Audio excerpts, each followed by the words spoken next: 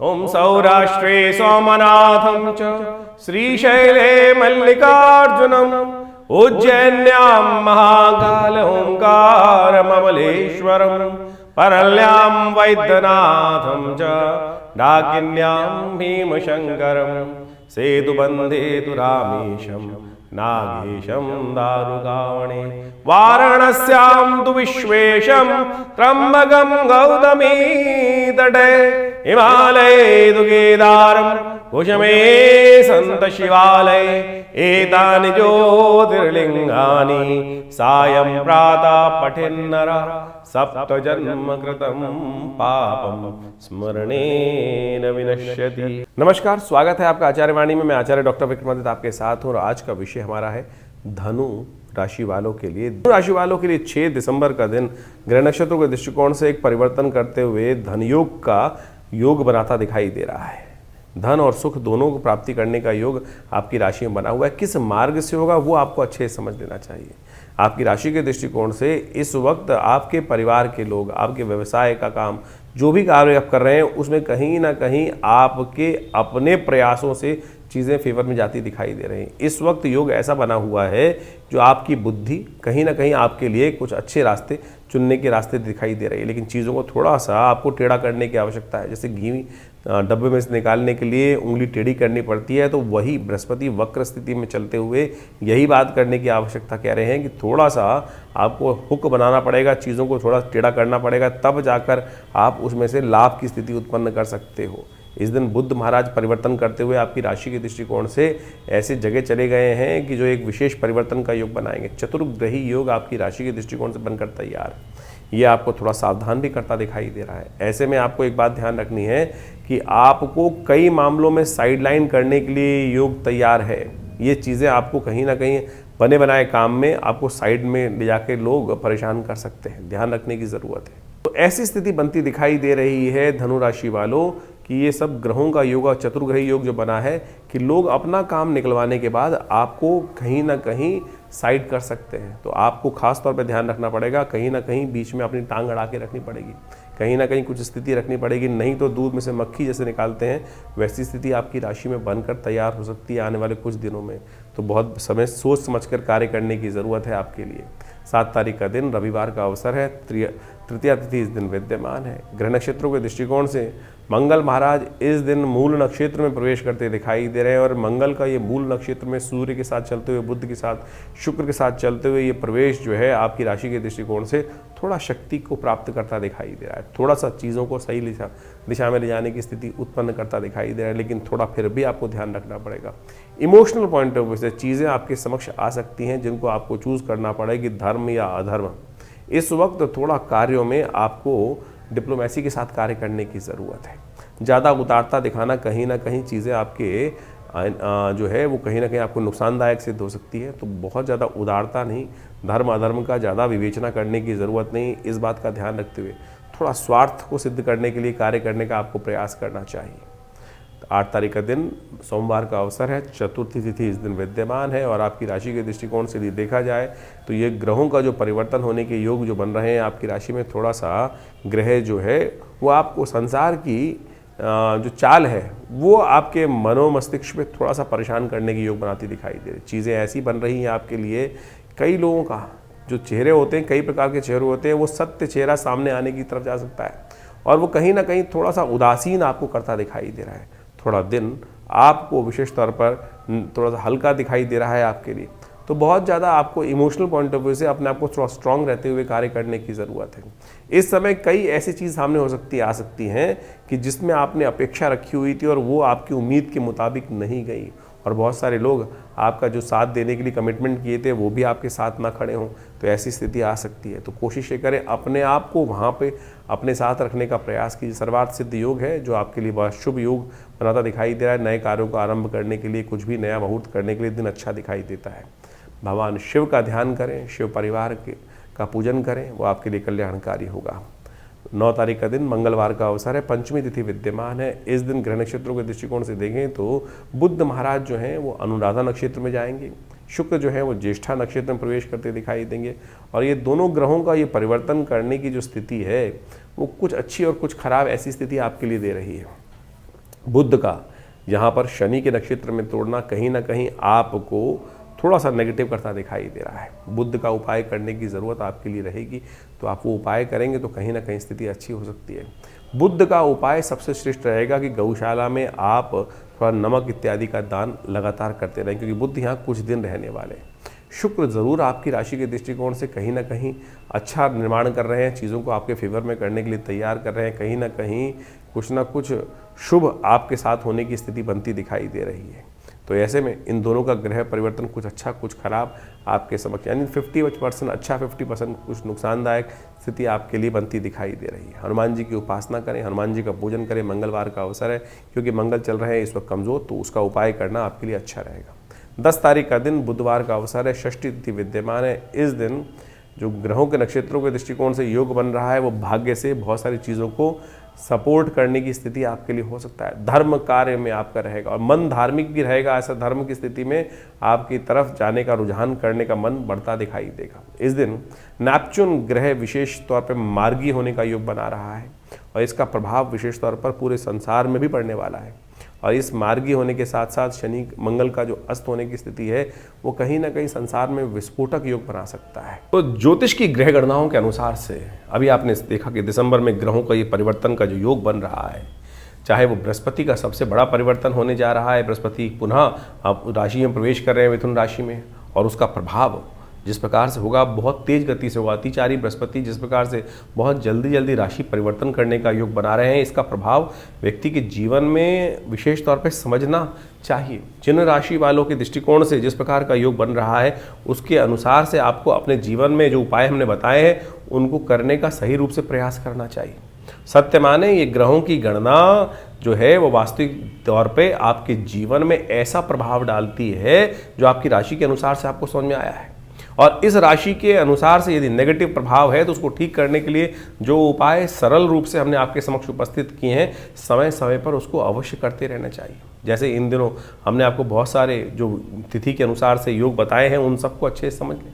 सत्य माने ये पिशाच मोशनी जो तिथि आई थी, उसके अंदर मैंने ऐसा प्रत्यक्ष रूप से देखा जो आपको अनुभव बताया है।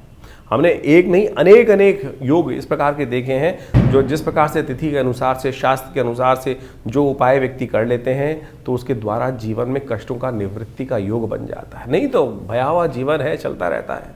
देखिए, बड़े भाग्य से मानुष तन पाया है। 84 लाख योनि के बाद इन सब से भटकते हुए हमने बड़ा श्रेष्ठ समय प्राप्त हुआ, हमको ये सुंदर कार्य करने का, सुंदर भोगों को प्राप्त करने का योग बना। लेकिन फिर भी यदि हमारे जीवन में कुछ ना कुछ हम उसको वैज्ञानिक तौर पर चीज़ों को समझकर परिवर्तन ना लाएं, तो फिर ये समय जो है व्यर्थ रूप से गवा देंगे। इसलिए परिष्कृत पद्धति से भारतीय संस्कृति के ऋषि मुनियों ने हर चीज़ का निदान, सकल पदार्थ है जग माही, कर्महीन पुरुष पावत नाही। तो इस बात को समझते हुए तो बड़े मुश्किल से जो बड़े भाग्य मानुष तन पाया है, इस समय को यूटिलाइज करने का हमें प्रयास करना चाहिए। चीज़ों को परिवर्तन करने का प्रयास। ऐसा कोई चीज़ नहीं है जो व्यक्ति अपने कर्म के द्वारा परिवर्तन नहीं कर सकता। हमारे पुराण, हमारे शास्त्र, हमारी कथाएं इस बात को विशेष तौर पर समझाने का प्रयास करती हैं कि कैसे कैसे लोगों ने अपने जीवन के उन कष्टों को निवृत्त करने के योग बनाए, कष्टों को दूर करने के योग बनाए, कर्म से बनाए हैं और भगवत भजन से बनाए हैं। तो यही वो जो टेस्टिमनीज हैं, जो विशेष तौर पर कथाएं हैं, वो सत्य कथाएं हैं वो, और किन किन के जीवन में कैसे कष्ट आए उनसे निवृत्ति के योग बने। तो आप समझें, इन समय के अनुसार से, इन ग्रहों के परिवर्तन के अनुसार से आपके जीवन में जो ये कष्ट चल रहे हैं, और सही रूप से उपाय सही रूप से कर लेने चाहिए। हमने इस कार्यक्रम के माध्यम से आपके समक्ष ज्योतिष की जो विभिन्न शाखाएं हैं, चाहे वो मंत्र विज्ञान के निदान के माध्यम है, चाहे वो दान के माध्यम से निदान का मार्ग है, या फिर वो विभिन्न प्रकार के जो भी और उपाय हो सकते हैं, चाहे वो शास्त्र में लाल किताब हो गए और विभिन्न पुस्तकों के माध्यम से, पाराशरी ज्योतिष के माध्यम से, वैदिक ज्योतिष के माध्यम से जो उपाय हो सकते हैं, वो सरल रूप से हमने आपके समक्ष रखने का प्रयास किया है। आशा करते हैं इन सब चीज़ों को आप समझकर अपने जीवन में परिवर्तन, अपने बच्चों के जीवन में परिवर्तन, अपने समस्त प्रेमी जनों के जीवन में परिवर्तन लाने के लिए हमें सुंदर प्रयास करना चाहिए। एक बहुत सारे विचित्र भाव लोग कई बार पूछ लेते हैं, कई बार व्हाट्सअप भी करके भेजते हैं कि हमारी नाम राशि के अनुसार से भी क्या भविष्य मिलेगा। अरे बिल्कुल मिलेगा। ज्योतिष के अंदर अनेक अनेक शाखाएं हैं। पुराने ज़माने में बहुत सारे लोग तथागत आज भी इस बात को सही से समझने का प्रयास कीजिए। लोग आप समझें कि नाम मिलाकर राशि के द्वारा जो मिलान किया जाता था विवाह से पहले और उसके बाद एक निदान बताया जाता था। आप समझें कि किसी व्यक्ति का यदि नहीं मिल रहा है तो उपाय क्या किया जाए, जन्मपत्री के दृष्टिकोण से समझे कि वो निदान नहीं हो रहा है। तो पुराने ज़माने में कुछ लोग एक विशेष उपाय कराते थे कि शादी से पहले किसी का कोई और नाम होता था और शादी के बाद नाम बदल दिया जाता था, और उससे क्या होता था, राशि बदल जाती थी, जो नाम की राशि है वो बदल जाती थी और उसके बाद उनके गुण मिलान कर दिया। तो ये उपाय है शास्त्रोक्त विधि के अनुसार से, न्यूमरोलॉजी के अनुसार से जो नाम में परिवर्तन कर रहे हैं वो क्या है, वो वही उसी का एक मार्ग ही तो है। ये भी एक निदान के सहस्त्रों निदानों में से एक मार्ग है। तो इसलिए हर चीज़ का जवाब है। तो कोशिश ये करें इन सरल ज्योतिष के माध्यमों से अपने जीवन को समझें, समय को समझें, व्यर्थ ना गंवाएं। कुछ लोग हैं जो तथाकथित तौर पे आपके मनोमस्तिष्क को भ्रमित करने का प्रयास कर सकते हैं। अरे कुछ नहीं होता, ज्योतिष के माध्यम से कुछ नहीं होता। लाखों लोगों ने अपने समय को समझकर परिवर्तन के सुंदर योग बनाए। और हम नित्य प्रति देखते हैं, लोग आते हैं, कष्ट चल रहा होता है और वो भार को काटने के लिए मंत्र का अनुष्ठान, दुर्गा सप्तशती का पाठ, रुद्राभिषेक, विभिन्न मंत्रों के जाप, महामृत्युंजय हो गए, चाहे विभिन्न ग्रहों के पाठ किए जाते हैं, तो भार कटता है। बिल्कुल कर्म का भाग कर्म के द्वारा ही काटा जा सकता है और पुण्य कर्मों के द्वारा तो भार बहुत जल्दी से कट जाता है। तो इसलिए इन सब आप जो उपाय आपके ज्योतिष के दृष्टिकोण से, आपकी राशि के दृष्टिकोण से, आपके जन्मपत्री के दृष्टिकोण से सबसे देखिए स्टेप बाय स्टेप समझने का प्रयास करें। ज्योतिष के अंदर सूक्ष्म जितना होता जाएगा उतना चमत्कारिक प्रभाव आपके मनोमस्तिष्क पर उसका हो सकता है। राशि बहुत स्थूल है, बहुत मोटा चीज़ है। उसके बाद जो अगर देखें ज्योतिष के दृष्टिकोण से और सूक्ष्म कर लिया गया तो जन्मपत्री पद्धति बना दी गई। जन्मपत्री में सहस्त्रों कुंडलियाँ बनती हैं। उन सब के माध्यम से भविष्य को देखने की एक नज़रिया प्राप्त होता है, एक समझ प्राप्त होती है और उसके अनुसार से हमारे जीवन में जो घटनाक्रम चल रहा है वो हमें समझ में आ जाता है। तो उसको परिवर्तन करने के लिए हमारे विद्वान ज्योतिष विदों ने अनेक वर्षों से, लाखों वर्षों से उन सब पद्धतियों को हमारे इन कथाओं के माध्यम से उपस्थित किया है। यही वैदिक ज्योतिष है। यही वैदिक ज्योतिष के माध्यम से हम आपको जो भी आपके जन्मपत्री में जन्म के अनुसार से चीज़ों को होने वाले हैं उन सब निदानों को बताने का प्रयास करते हैं। तो ये सब कथाओं को आप विश्वास के साथ, जो हमारा कार्यक्रम है उसको विश्वास के साथ समझने का प्रयास करें। आपके तमाम प्रश्नों का निदान आप इसी कार्यक्रम के माध्यम से अवश्य देने का प्रयास करते हैं। और जैसे जैसे हमारे आश्रम में विभिन्न कार्यक्रम समय समय पर चलते हैं उन सब में आप स्वयं सम्मिलित हो सकते हैं। जैसे रविवार वाला यज्ञ है उसमें आप सम्मिलित हो सकते हैं। इसके अलावा मंगलवार को सुंदरकांड का कार्यक्रम होता है उसमें आप सम्मिलित हो सकते हैं। विभिन्न उत्सव समय समय पर होते रहते हैं, उन सब के निमंत्रण हम आपको देते रहते हैं और आप उसमें व्यवस्था जान लीजिए, उसमें कोई शुल्क आश्रम की तरफ से नहीं लिया जाता। कुछ लोग हैं हमारे को कंप्लेंट आती रहती है, हमारे नाम से कोई आपको जन्मपत्री या कोई भी निदान करने के लिए पैसे मांग रहा है, तो कम से कम ये देख लें कि हमारे आश्रम से कोई ऐसे पैसे की लेन देन की व्यवस्था नहीं होती है, हम कोशिश नहीं करते हैं। तो आप सरल रूप से आश्रम पे आइए। हर रविवार को हम स्वयं मिलते हैं आप सबसे और आपके प्रश्नों का निदान भी देने का प्रयास करते हैं। हाँ, ज्योतिष की जो जन्मपत्री दिखाने का शुल्क होता है वो जरूर आश्रम की व्यवस्थाओं को चलाने के लिए आवश्यक है, वो सब चाहिए भी होता है। और आप चाहें तो आप स्वयं सम्मिलित हों भगवती के इस यज्ञ में, विभिन्न कार्यक्रमों में जो ये विवेकानंद योगाश्रम की तरफ से हम चलाते हैं। हॉस्पिटल भी चला रहे हैं, एक बहुत बड़ा जो 100 बेड का हॉस्पिटल है विवेकानंद योगाश्रम हॉस्पिटल। प्राकृतिक चिकित्सा, योग, आयुर्वेद, फिजियोथेरेपी और बहुत बड़ा भी एलोपैथिक का भी विंग हम आश्रम में उन व्यवस्थाओं में जोड़ने का प्रयास कर रहे हैं। आप सबके में हम साथ का अपेक्षा भी करते हैं। आइए जुड़िए हमारी संस्था के साथ और जनमानस की सेवा में लगिए और परमात्मा के भजन में लगिए सत्य रूप से।